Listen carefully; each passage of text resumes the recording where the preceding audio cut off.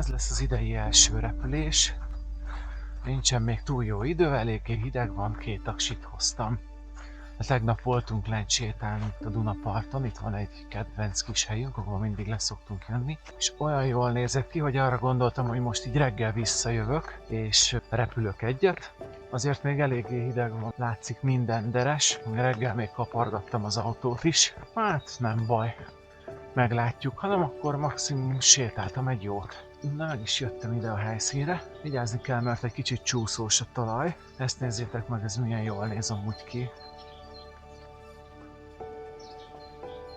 Itt, amikor fönt van a Duna egészen, akkor ez a rész itt víz alatt szokott lenni.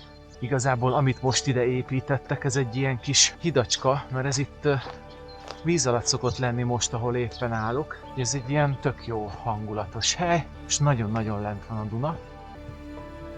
És arra gondoltam, hogy itt fogok repülni egy kicsit, itt végig lehet menni. És arra gondoltam, hogy ide valahova kicuccolok, és megyek egyet, megnézzük, hogy milyen. Azért eléggé hideg van, érzem a kezemen, hogy túl sokat valószínűleg nem fogok tudni menni, de talán egy picit be lehet majd vágni. A passzinkon. Néztem tegnap az aksikat, lehet, hogy ez hiba volt amúgy. Föl van nagyjából töltve arra, ameddig én repkedek, addig szerintem ez jó lesz. Első körben mindig úgy szoktam menni, hogy csak nagyon-nagyon finoman körbe megyek, nem ilyen Bele Balázs módjára, mert már ott hagytam a fogamat így egyszer-kétszer. Na oké, menjünk, akkor innen majd meglátjátok, hogy mit lát a drog.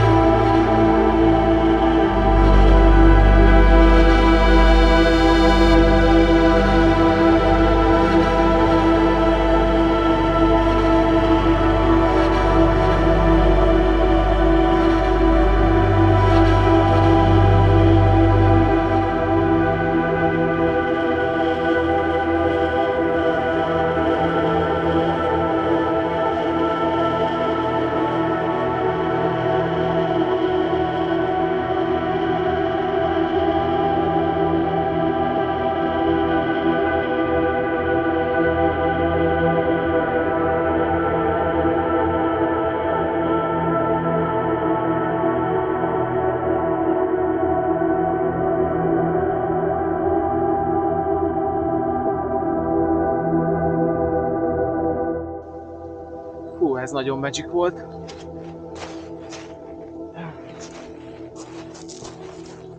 Hideg van, szétfagyott az ujjam, de szerintem nagyon jó kis nitteket sikerült fölvenni, gyönyörű szép a napfelkelte.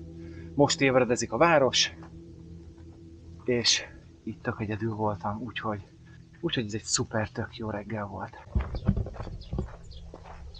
Hát ez jó volt.